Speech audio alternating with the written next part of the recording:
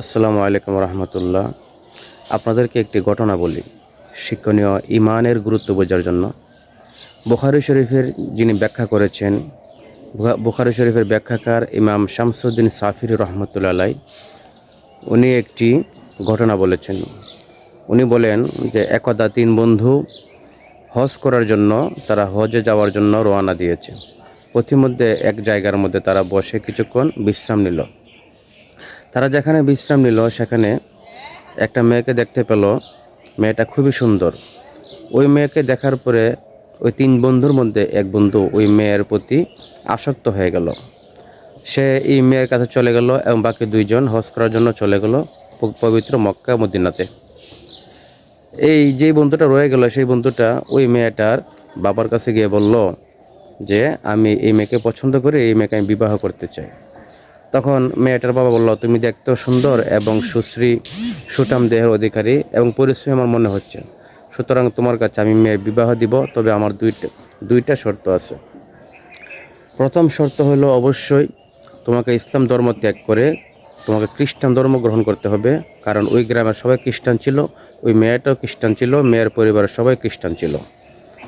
এবং দ্বিতীয় শর্ত হইল তোমাকে এই গ্রামেই স্থায়ীভাবে থাকতে হবে, তুমি তোমার বাড়িতে আর যেতে পারবে না। সে মেয়েটার প্রতি এত আসক্ত হলো যে সে তার ঈমান বিসর্জন দিয়ে দিল, সে ইসলাম ধর্ম ত্যাগ করলো এবং সে খ্রিস্টান হয়ে গেল এবং ওই গ্রামে থেকে গেল শুধুমাত্র মেয়েটার জন্য। এইদিকে এই দুই বন্ধু হজ শেষ করে বাড়িতে চলে গেল। তারা অনেক দিন পরে যখন বৃদ্ধ হয়ে গেল, এক সময় এই দুই বন্ধু বসে গল্প করতেছে। গল্প করতে করতে এক সময় তারা ওই তার যে তৃতীয় বন্ধুটা ছিল তার কথা মনে পড়লো এবং দুই বন্ধুর মধ্যে এক বন্ধু বলতেছে, বন্ধু আমরা দুইজন তো মোটামুটি আমাদের বন্ধু তো এখনও টিকে আছে আলহামদুলিল্লাহ, কিন্তু আমরা তো তিনজন ছিলাম, একজনের তো কোনো খবর নেই, আসো আমরা তার খোঁজ খবর নিয়ে আসি। তখন তারা দুইজন আবার খুঁজতে খুঁজতে খুঁজতে খুঁজতে ওই যে খ্রিস্টান গ্রামে চলে গেল, গিয়ে খবর পাইলো যে লোকটি কিছুদিন আগেই মারা গেছে। তারা ভাবলো যেহেতু আসলাম তার সাক্ষাৎ পাইলাম না, তাহলে এক কাজ করি, আমরা তার কবরে গিয়ে তার কবরটা একটু দেখে আসি, কবরে কী অবস্থা। গিয়ে দেখে সে ছিল মুসলিম, কিন্তু তাকে কবর দেওয়া হচ্ছে একটি খ্রিস্টান গুরুস্থানে, নাউজুবিল্লাহ। খ্রিস্টানদের কবরে খ্রিস্টানদের সাথে তাকে কবর দেওয়া হয়েছে। এবং তারা গিয়ে দেখতে পেল যে একজন বৃদ্ধা মহিলা কান্না করতেছে এবং দুইটা যুবক পাশে বসে বসে কান্না করতেছে। তখন তারাও তার কথা চিন্তা করে, তাদের বন্ধুত্বের কথা চিন্তা করে তারাও কান্নাকাটি করলো।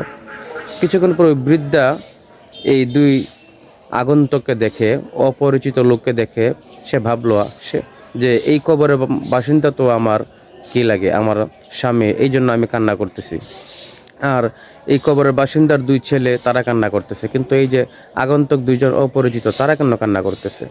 এই চিন্তা করে মহিলা জিজ্ঞেস করলো, আপনারা কেন কান্না করতেছেন? তখন পুরো ঘটনা তাদেরকে শোনাই দিল। তখন এই মহিলা বলল, আসলে ঈমান অনেক দামি জিনিস এবং আমিও বুদ্ধিমতী, আমি বুঝতে পারছি ইসলামই শ্রেষ্ঠ ধর্ম। এই মহিলা ইসলাম ধর্ম গ্রহণ করলো, দুই সন্তান মার সাথে ইসলাম ধর্ম গ্রহণ করলো।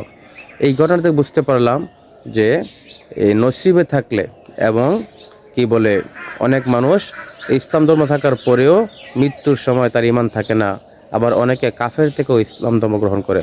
সুতরাং ঈমান অনেক বড় সম্পদ, যে সম্পদ কোনো মূল্য দিয়ে কেনা যায় না। সুবহানাল্লাহ।